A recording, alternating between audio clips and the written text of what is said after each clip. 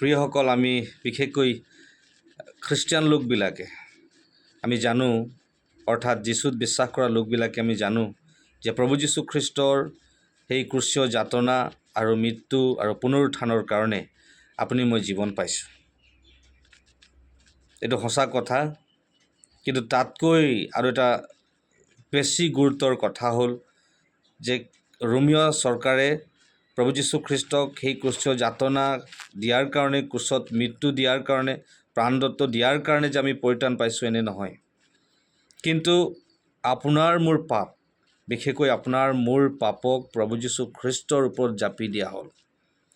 আৰু সেই ঈশ্বৰৰ কাৰ্য হয়, আৰু ঈশ্বৰে তেওঁ ইচ্ছা কৰিলে যে আমাৰ পাপবিলাক প্ৰভু যীশুৰ ওপৰত জাপি সেই পবিত্ৰ ঈশ্বৰক পাপী বুলি দোষী সাব্যস্ত কৰি আপোনাক মোক বচোৱাৰ চিন্তা কৰিছে।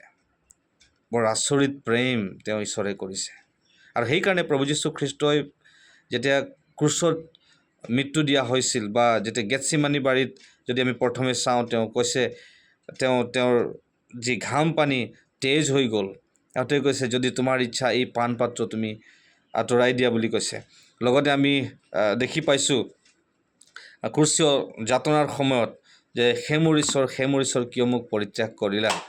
পাপৰ কাৰণে ঈশ্বৰেও যীশুখ্ৰীষ্টক চাব পৰা নাই, ইমানেই পৃথিৱীৰ পাপ, আপোনাৰ মোৰ পাপ। আপুনি মই আজি পৰিত্ৰাণ পাইছোঁ, আমি স্বৰ্গ যাম বুলি আমি নিশ্চিত আছোঁ। আপুনি জানেনে সেই ক্ৰুচীয় যাতনাত আপোনাৰো পাপ গণনা কৰা হৈছিল আৰু আপোনাৰো পাপ জাপি দিয়া হৈছিল। আৰু সেইকাৰণে আমি আজি প্ৰকৃত যিটো সত্যতা বাইবেলৰ, এইটোক জানিব লাগে যে প্ৰভু যীশু খ্ৰীষ্টত আপোনাৰ মোৰ পাপ জাপি দিয়া হ'ল, যীশুক পাপী বুলি গণ্য কৰা হ'ল। তাৰ কাৰণে আজি আমি নিৰ্দোষী, তাৰ কাৰণে আজি আমি নিশ্চিত যে আমি ঈশ্বৰৰ লগত এদিন স্বৰ্গত আমি লগ পাম।